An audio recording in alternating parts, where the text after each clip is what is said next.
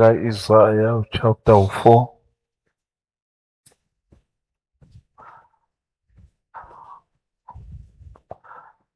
Abasekuseni bakhonzile kahle.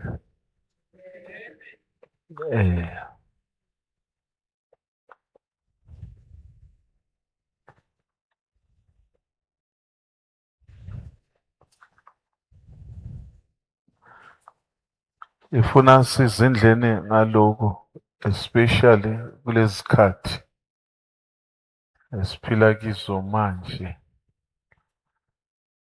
Uthi omunye nomunye othi umntwana kaNkulunkulu kumele enze isiqiniseko sokuthi uyayi-understanda insindiso,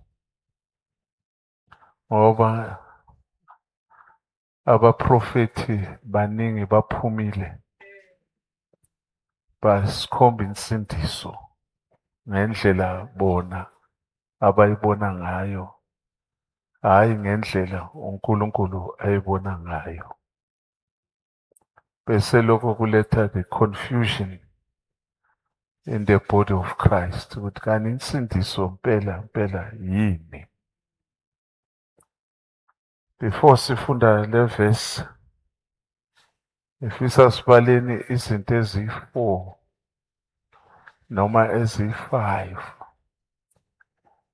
ezisho ukuthi lokhu akusinsindiso, ngoba abantu babambe lezi zinto bazenza zaba insindiso. Uma zinyamalala noma zilahleka, babona ngathi kulahleke insindiso. Nakulahleka lezi zinto kuba ngathi kulahleka uKristu. Nakulahleka lezi zinto kuba ngathi uKristu, uJesu uhambe nokuthula kwakhe, kanti kulahleke nje lezi zinto. Abasibize evangelini kakhulu kule minyaka yawo-80, 90s, kukhona ibhodlela le-perfume abalilahla, bangasichazeli kahle ngensindiso. Kwangathi kuyingozi ukuthi, for example, uma singafuna abantu abaningi kule bandla, sifuna isixuku, sizofola etriphini yokuthi sizocompromise izwi likaNkulunkulu. Siyosaba ukukhuluma iqiniso ngensindiso. Okumbalwa nje, abantu abaningi bacabanga ukuthi nabasindiswa kuphela ama-problems. Ingakho nase kuvela ama-problems ebudeni bendlela, sebabona uNkulunkulu ongathembakalanga, ngoba bona bazi ukuthi ukusindiswa i-absence yama-problems.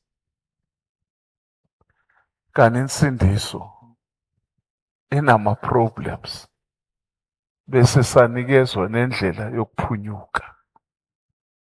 Iyiphi indlela yokuphunyuka? Kunamazwi athi ziningi inhlupheko zabalungileyo. Onjani umuntu olungile na? Owamukela uKristu Jesu. Ubani uthe wena ulungile? Ngoba uJesu uthi akekho ulungile. Ubani uthe ulungile? Noma ubani owathi wena ulungile? uNkulunkulu, ngenkathi wena wamukela uJesu, wakwenza uNkulunkulu waba righteous. That is why ehlobeni zethu abakayitholi le ndaba yokuthi basibona sibabi, sikhohlakele. Bona abazi ukuthi uNkulunkulu wathi si-righteous, silungile, sikhohlakele. Le nto abasibangisa yona yokukhohlakala, uNkulunkulu akanandaba nayo, ngoba uNkulunkulu yena ubheke lokulunga kwakhe. akubeke kithi. Bese into omele ube nendaba nayo akukwazi ukuthi njalo bathi ukhohlakele wena ungahlali phansi uzihlole kuthi kanti babonani, yini le ebayibonayo. By so doing uzobe uNkulunkulu aphumile endabeni, nawe uzobe sowusizile ukuthi uphume endabeni.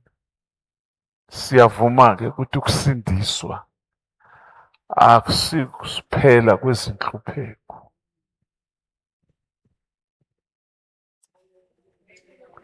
Akusikuphela kwezinhlupheko. But ekusindisweni kwethu futhi asiphile impilo yensindiso silinde izinhlupheko. Awakhumbula amazwi kaJobe athi lokhu bengikusaba kugcine ilokhu kuye kwangehlela. Manje asithi nasikhonza uNkulunkulu sesibeka indlebe kuthi inhlupheko zingakuphi, cha.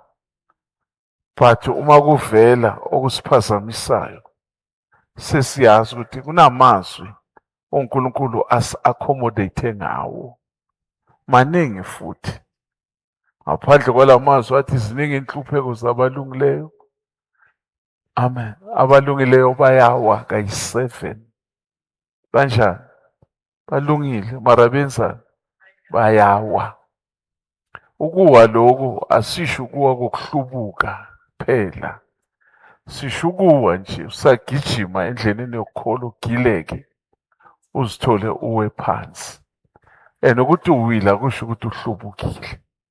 Ngoba wonke umuntu owile u-encouragewa ukuthi aphinde aphakame.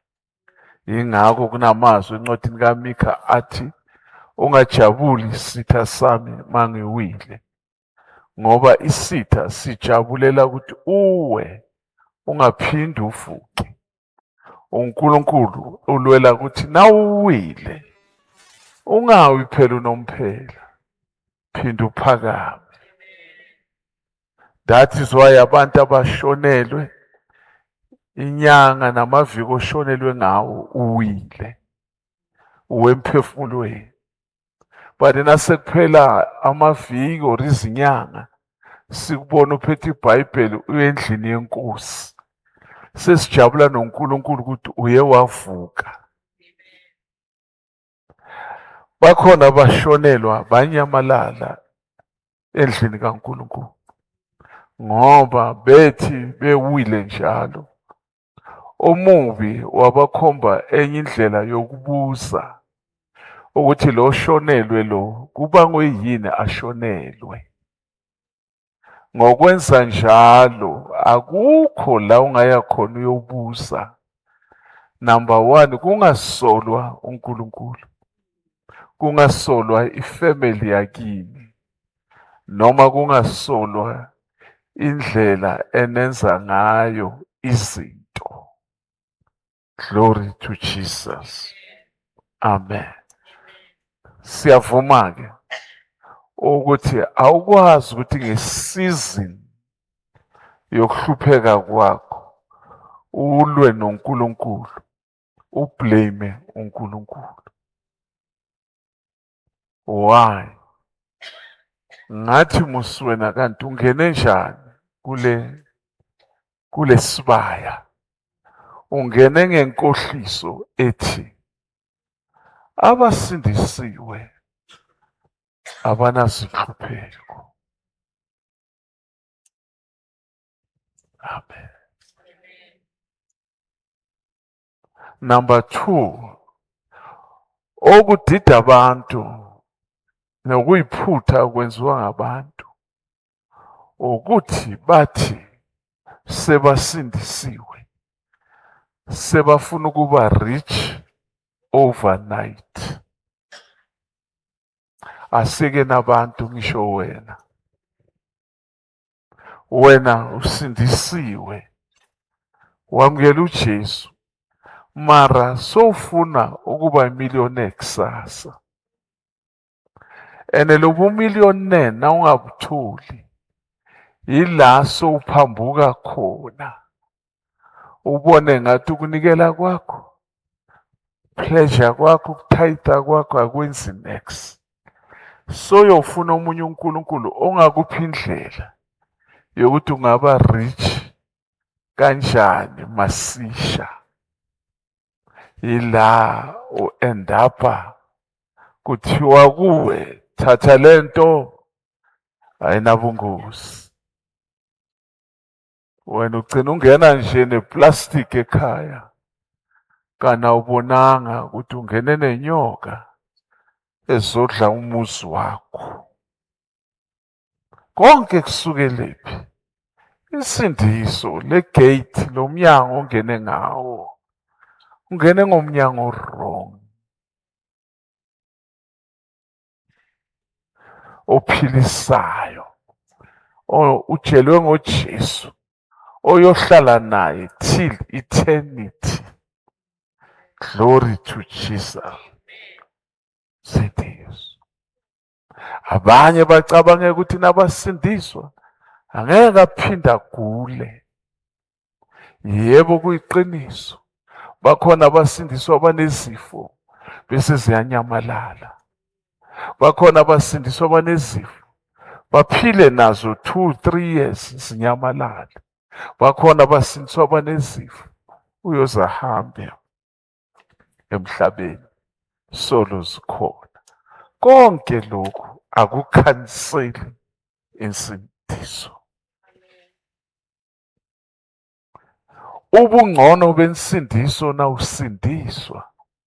Ubungcono bokuqala ukuthi wena sowuphilile.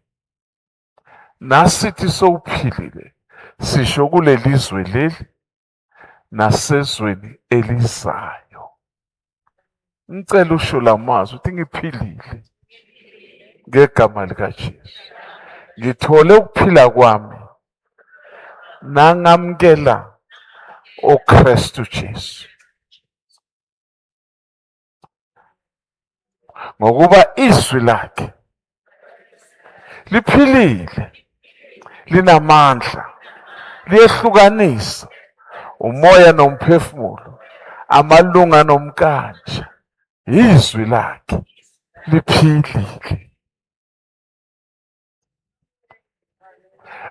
Anything entambama engaphilanga engazosihlobanisa nawe ayibulali lokuphila owakuthola ngeNkosi uJesu.